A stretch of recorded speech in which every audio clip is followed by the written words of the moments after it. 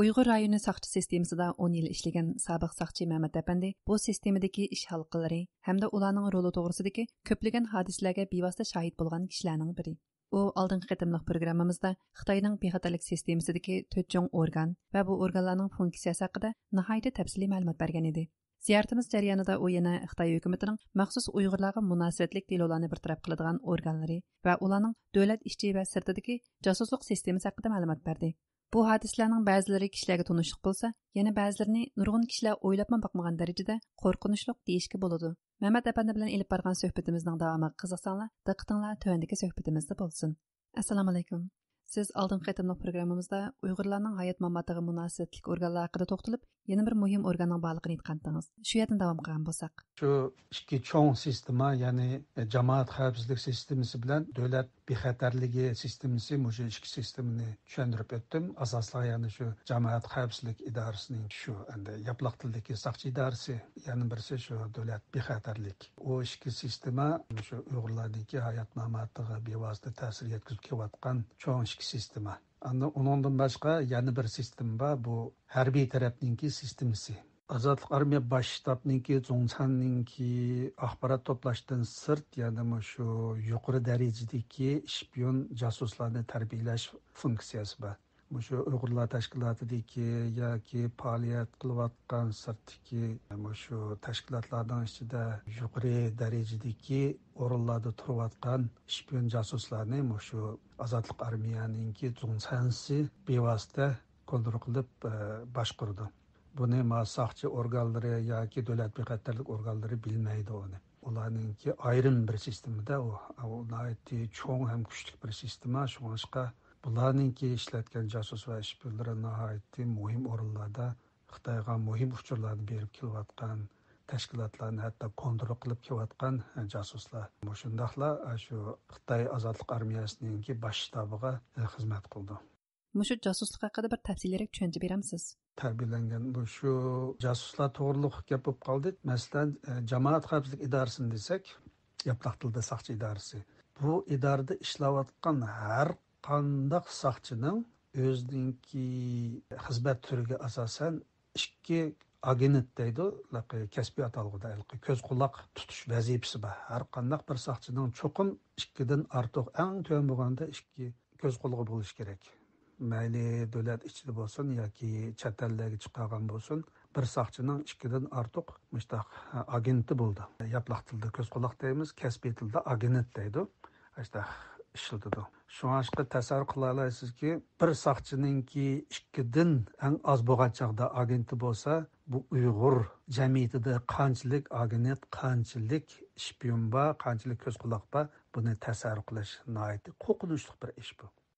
Her bir organninki shundoq yetishtirish vazifasi ham ashta ehtiyoji borcha bundoq.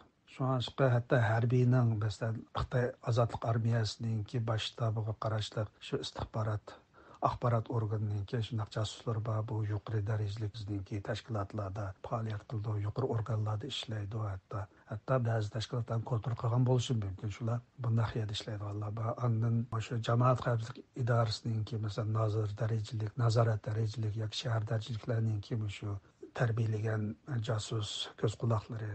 Bulardan sirt davlat bexatarlik organninki jasuslari. Bular butunlay chet elda bularning jasuslari. Bularning tarbiyalagan ko'z quloq jasuslari butunlay, chunki ularninki xizmat funksiyasi shu davlat sirtidagi davlat bexatarlik daxli yetkazilgan shunday devorlar bo'lganligi uchun bularning kontrol qiladigan, bularning ishlatiladigan ko'z quloq jasuslari butunlay chet eldagi shu tashkilotlar yoki qurolli tashkilotlar degandek shunday o'rinlardagi ko'z quloq ishbirlari shunday yerlarda ishlaydi. Bu davlat bexatarlik idorasininki shpiyon jasuslari, ko'z quloqlari. Bularning ichidagi eng kuchli agent, ya'ni siz degan jasuslar qaysilar? Abnum rayonlik jamoat xavfsizlik nazoratininki shu davlat ichki bexatarlik bosh atirtining agentlari nihoyatda kuchli agentlar, hatto chet eldagi shu tashkilotlarga ichiga kirgizib o'tgan nurg'un agentlar bor. Bularning shu to'xtamay bularga shu chet eldagi tashkilotlarning ish harakat planlarini yetkazib beradigan bu nazorat darajalik jamoat xavfsizlik idorasininki agentlari va kuchli ularning ajratgan mablag'imi cho'ng. Masalan shu nozirlarninki bevosita tutgan agentlar boblarninki shu chet ellarda tashkilotlar bevosita qatnashishi bashada qalamqon qilib yurgan shu yerdan bevosita istixborot uchurlarni yetkazib berdi. Ularning maoshini shunday yuqori ta'minlab bergan istixborotga qarab oyda bergan muqim maoshidan boshqa yana shu mukofotlari bor. Shunday ta'minlaydi. Endi matuvandagi shaharlik jamoat xavfsizlik idorasi yoki rayonlik sho'ba jamoat xavfsizlik idorasininki soqchilarning yoki boshliqlarininki nimasi bir qadar tuvarak bo'lishi mumkin endi. Ammo bu idora boshliqlarininki agentlari asosan chet elda ularninki agentlari bog'lanadi. Siz bir tasarruf qilib bir soqchining eng az bo'lganchada 2 dan agenti bo'lsa, ko'z qo'lg'i bo'lsa, bu Abdum rayonidagi bütün soqchilarning qanchalik bo'lib ketadi o chaqda. Bu chet ellarda qanchalik ko'z quloq shpionlar ishlayotidi, buni tasavvur qilish oson, ammo nihoyatda qo'rqinchli, nihoyatda xatarli bir ahvol bu. Tamnomi qulog'i degan bir gap bu hargiz mubolag'a emas. Muhaciratlik Uyg'urlar bilib olishga tegishlik yana boshqa nuqtalar bormi? Nurg'un odamlar davlat bexatarlik idorasi bilan davlat ishchi bexatarlik qo'g'dash baş ettirdi degandek ma'ni almashtirib oldi. Chunki ismi bek yaqin. Ammo ikkisi ayrim organ. Shu Beijingdan tortib Tuyangacha ikkisi ayrim organ. Davlat bexatarlik idorasininki Beijingda davlat bexatarlik ministrligi bor, u Abnum rayonida davlat bexatarlik nazorati bor, shaharda davlat bexatarlik idorasi bor. U ayrim bir sistema, ammo ularmi shu Uyg'urlarning hayot mamatiga bevosita ta'sir yetkazadigan muhim organning birisi. Buning ismi jamoat xavfsizlik idorasining ichidagi davlat ichki bexatarlik qo'g'dash degan bilan sal yaqin bo'lg'achqa ko'pincha odam almashtirib oldi-ku. Bu egizbazlik. Endi Xitoychada biroz farqlantirmak biroz oson. Masalan, Gobo desam, shu davlat ichki bexatarlikninki tutibdi deb ashunga munosabatliklardan. Anchaning tutibdi desa, unda shu davlat bexatarlik idorasininki bo'ldi. Endi Uyg'urchasida biroz ikkisining atalg'usida yaqin bo'lg'achqa almashtirib qo'yadigan ish chiqdi. Xitoychadagi Goni Anchan Bovini qisqartib Gobo deb ataydi. Shunga Gobo-dadini tutibdi yoki Gobo-jidoyni tutibdi desa, bu davlat ichki bexatarlik qo'g'dash tarmoqlari yoki cho'ng atirtidinki qilgan shu nimsida jamoat xavfsizlik idorasininki ishi bo'ldi. Agar Anchanni tutibdi desa, bu endi shu davlat bexatarlik idorasininki.